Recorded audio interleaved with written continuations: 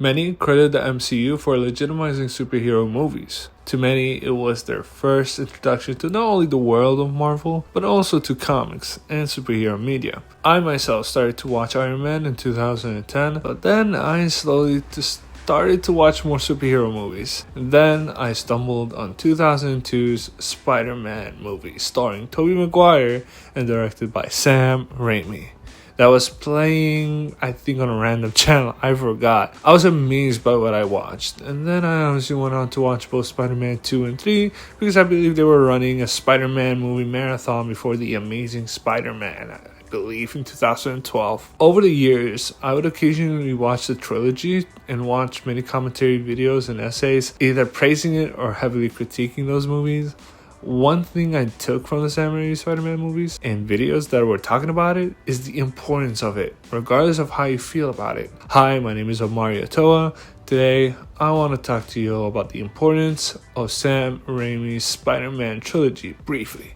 But before I do so, please consider subscribing to Omari Comics, the channel, anything that's comic book related. If that sounds interesting, it only takes you 1 second to subscribe and never miss a single video. With that out of the way, let's jump back to the video.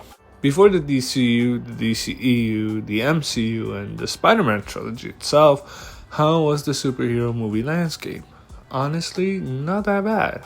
The first Fox X-Men movie, Blade, Tim Burton's Batman movies, Christopher Reeve's Superman movies, Batman, Mask of the Phantasm, those were great movies, but honestly, it was different when Spider-Man came out. There are plenty of critiques I have for the trilogy, especially Spider-Man 3, but I want to save that for the end of the video. And I personally don't believe there are many flaws in 1 and 2 to make them any less than an instant classic, and not enough of flaws for me to say Spider-Man 3 is necessarily a bad movie. Sam Raimi puts a lot of emphasis on human characters. It feels dramatic without being grandiose all the time. Side characters like Mary Jane, Harry Osborn, Aunt May, etc. add a lot to the movie and to Peter's character. If you're a Spider-Man fan, you know which theme always comes up in Spider-Man media: responsibility. If you ask anybody who loves Spider-Man, heck, anybody who vaguely knows about Spider-Man, what is the main theme surrounding the character? It's responsibility. Well, that is mainly thanks to Sam Raimi, in my opinion. Let me ask you something. When was the phrase "with great power comes great responsibility" officially said? Yes, it's in the comics. But when was the first time Ben Parker ever really said it to Peter Parker himself? With great power comes great responsibility, directly to Peter Parker. Sam Raimi's Spider-Man. Making Ben the one saying it directly to Peter gives the responsibility more weight because in that scene, Peter doesn't really care. He just wants to leave, while Ben is trying to teach him a valuable lesson. Peter, up until Ben Parker gets shot, is irresponsible. Throughout the rest of the movie, Peter is put in many positions where he can avoid doing the things that he doesn't want to really do or really need to do. But he could definitely make a change and has an ability to do something about it. He was the power to change things for the good where many can't. The best example is Ben's death. In Spider-Man 1, he could have stopped the robber and doing the right thing, but he missed the part where that's his problem. Those who are privileged don't acknowledge that they have a responsibility to fight for the unfortunate, regardless of who you are or what you do. After Ben's death, Peter realizes that he should have stopped the robber, not because it only killed his uncle, but because it's the rightful thing to do. Not continuing using his power selfishly to win money and impress Mary Jane. No. Peter learns what responsibility is, and in Spider-Man 2, he learns how to balance responsibility and happiness, duty and desire. It's the idea where Peter Parker wins, Spider-Man loses, and if Spider-Man wins, then Peter Parker loses. He questions whether he should continue being Spider-Man or live a normal life. Losing his job, grades, and relationships makes it very difficult not to quit being Spider-Man. Peter eventually in the movie goes through his Spider-Man No More arc.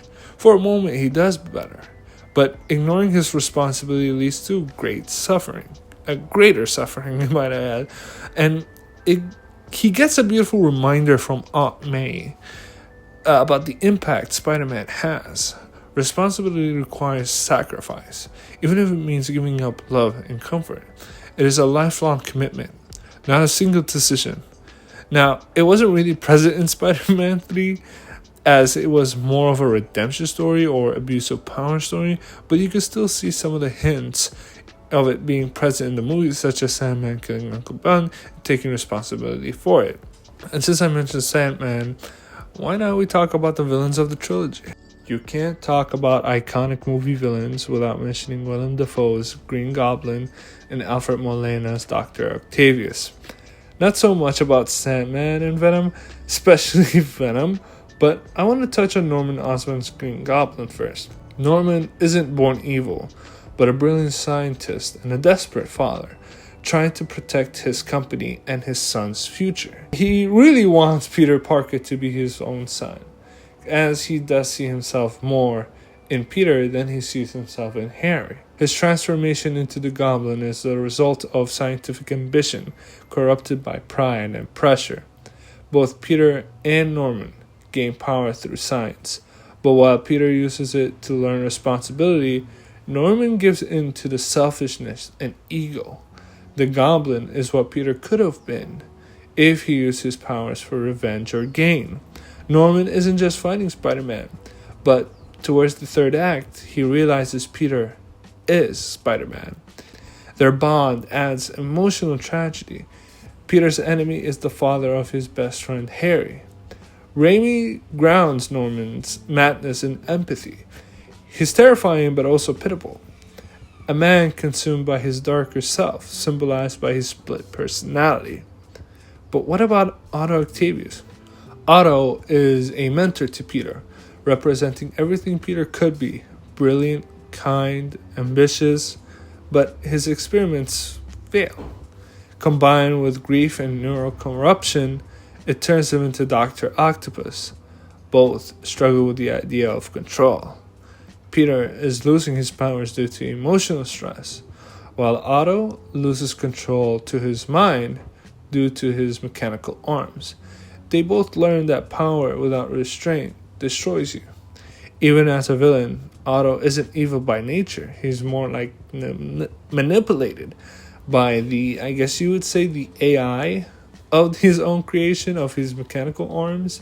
His redemption at the end, I will not die a monster, completes his tragic arc. He's not just a threat, he's a cautionary tale about responsibility, about obsession and redemption. His downfall feels earned and his salvation is moving. I know Flint is not as good as the last two villains that I've mentioned, but he's a man pushed to crime by poverty and a dying child. His powers are an accident, and his goal is simply to save his daughter. Both are driven by guilt and loss. Flint's accidental killing of Uncle Ben deepens Peter's emotional journey, forcing him to confront his need for revenge. He represents forgiveness in his final moment with Peter, when Peter forgives him. It ties the trilogy theme together. True responsibility includes compassion and letting go of hate. Unlike the more flamboyant villains, Sandman's quiet sorrow and gentleness makes him deeply human. The reason why they all work, not Venom of course, and definitely not Harry's Green Goblin, is because they all have hearts and motives. None are evil for the sake of being evil. They reflect Peter's internal struggles. Every villain is a mirror for a moral lesson. They're tragic, not monstrous. Raimi shows how ordinary people can become villains through pain, pride, or loss. They serve as the theme, great power comes great responsibility. Each villain shows what happens when power is abused or misunderstood. And I honestly believe that Flint could have been as good of Dr. Octavius or Green Goblin, but it was one of the many things that I did not think lived up to the expectations of Spider-Man 3. The single biggest reason it sucked is Sony's interference. Sam Raimi wanted to make a personal story about forgiveness, guilt, and redemption centered on Sandman and Harry Osborn, but the studio forced him to include Venom, a fan favorite that Raimi really didn't know or understand. They also wanted him to add Gwen Stacy as an unnecessary romantic complication and more spectacle to sell toys and appeal to fans. As a result, the movie became overstuffed. 3 villains, multiple subplots, and no time for any of them to breathe. Raimi himself later admitted that he tried to make it work, but he didn't really believe in it all. He didn't believe in the characters, and that's the reason why it fell apart. The film constantly shifts tone. Instead of feeling emotionally layered, it feels inconsistent. Raimi's emotional sincerity, his trademark, got drowned in studio-mandated spectacle and awkward humor. In Spider-Man 1 and 2, Peter's moral journey is clear and simple. It's learning responsibility and balancing sacrifice and duty. Simple. But in 3, his arc is muddled. He's arrogant, so then he becomes corrupted, and then he gets redeemed, and then it's forgiven. But those feel rushed and uneven. The Black Suit storyline should have been about power and corruption. It's a perfect, honestly, storyline for Raimi to adapt, but it's reduced to a quick gimmick, more meme than meaning. Venom should have been the ultimate reflection of Peter's dark side, his hatred, pride, and vengeance. Instead, Eddie Brock is introduced late. His motivations are thin. He embarrassed me. Oh my god. He fired me, and it's like, boo-hoo, man. And Venom barely gets any screen time, to be honest with you, before he dies.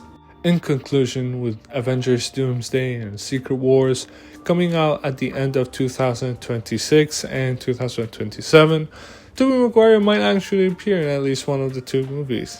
It's basically confirmed, which likely means it will be the end of Tobey's Spider-Man story, and he will probably get slimed by Doctor Doom. But yeah, that's it for the end of the video. Let me know in the comment section, how do you feel about the Raimi trilogy? Do you hate it? Love it? Do you think it should have ended with more movies? I'm really interested to what you guys think about it. Don't forget to subscribe, and I'll see you in the next video. Bye-bye.